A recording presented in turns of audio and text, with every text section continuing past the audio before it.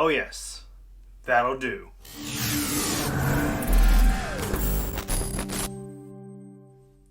Greetings audience, I'm Boomstick, and this is the Neutrino. The Neutrino is designed by UK Foam. You can find the files to the base blaster parts on their Etsy. I'll have it linked down below in the description. And then you can find the additional pieces like the extended barrel, the stock, and the grip and the trigger pieces on his Thingiverse. Again, links down below in the description.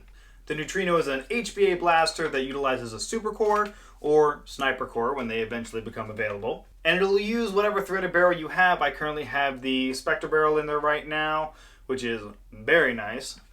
However, you could also use a Monkey Moss barrel or something along those lines as long as it's threaded.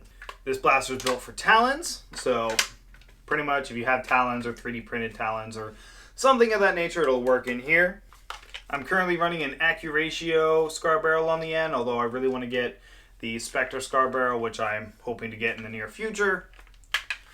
It has an adjustable stock for whatever length you may be, but iffy on the stock, and I'll come back to why later on in the video. The stock is also removable if you just take out this pin. Slides right up, and you can actually run it without a stock if you so choose. For my setup, I'm using a 4500 PSI bottle with a Wolverine Storm regulator. I carry the bottle in this Molly paintball pouch, which I highly recommend wearing it on chest rig as opposed to a belt, just because you do not feel the bottle on your back at all, whereas on a belt it tends to pull down a little bit on the belt. So I highly recommend a chest mount for your paintball bottle instead of a belt. So that's just my personal preference though. As far as the building and printing goes, it was very straightforward. The only thing is I technically don't have the right quick disconnect and set up here, so technically this quick disconnect is supposed to be much closer to here instead of out here, so when connecting it up I have to hold here for disconnect instead of just clipping on the bottom of the blaster. But that's just because I didn't use the exact same quick disconnect that it was designed for.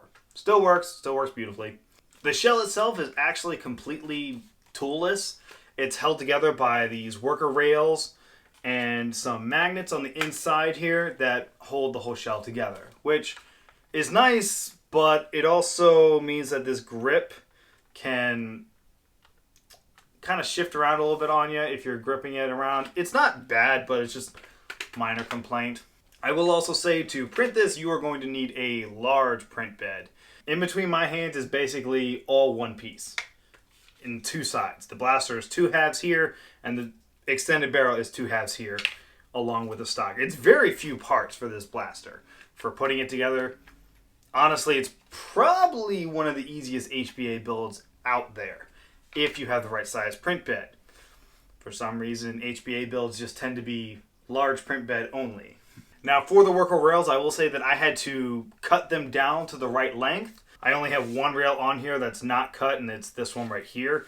But the bottom rail and this second top rail up here are both cut down to meet the right size, which is kind of annoying, but it's not the end of the world. I will also say that these worker rails are a very tight fit, so getting them on and off is not easy, but also not impossible. I will also say for the barrel and the super core brass insert here, I did have to wrap some tape around it to get a nice tight fit in the barrel. It was a little wobbly at first, but a little bit of tape really fixed that. So let's talk about performance, shall we?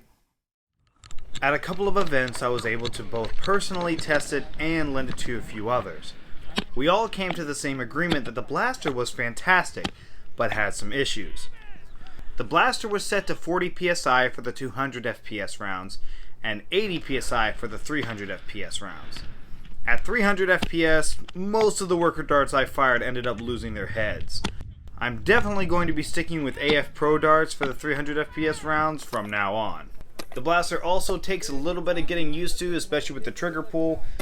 Like most HBA blasters with manual valves, you have to be very deliberate with your trigger pulls and not fire too quickly, which leads to less powerful shots due to the tank not being able to fill it up fast enough. Now I will say this is a very comfortable blaster to use and hold. Shouldering it is nice, set it at the right length. The only thing I'd say is I want to get a nice angled foregrip here so I can just really get a good grip on it. It's very nice.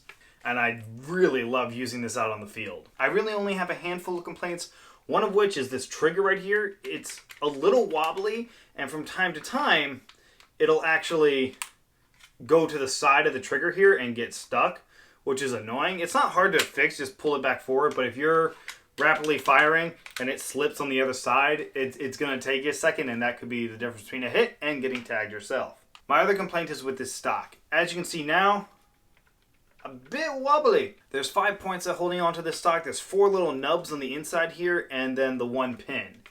Now, those pins I've already had broken off, which does account for part of the wobbling, but it didn't take much at all for those to just snap right off. So I do think that the stock point is not great, just because there's not enough support there for the stock. I would have actually much rather seen a threaded option. It would have less wobble. Now you'd have to deal with printing a threaded stock or something along those lines, but this is my biggest complaint. I've been running it mostly without a stock because I'm worried that one time I'm going to pull it up and it's just going to snap right off.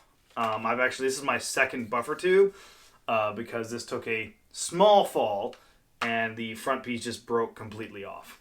So keep that in mind as well, that this stock is, that's not a great point there. So overall though, despite the trigger and the stock, I do really love this blaster. It's probably my favorite HPA blaster that I've gotten a chance to get my hands on so far. I love the simple shell design. I love how it's put together. It's just those few minor complaints, and the trigger could be easily fixed by just making the trigger wider where it touches the actual button.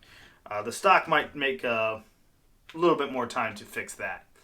But overall, I do really, really enjoy using this blaster. So if you have a field where it's safe to use HPA Nerf mods and the club that you're playing with allows it, absolutely go get yourself a Neutrino. It's my new favorite HPA blaster that is out there at this time. Thank you all for watching. If you want to help support the channel, you can check out my Teespring, where I have several different designs available. You can also join my Patreon and be one of the names listed right over here. But if you can't do any of that and you still want to help the channel, always hit that like button, comment down below, tell me your thoughts about the Neutrino. What are your thoughts on HPA in general? I'm very curious to hear what you all have to say. And as always, if you want to see more from myself and others around me, hit the subscribe button, tap that bell, and I'll see you on the next video. Boomstick out.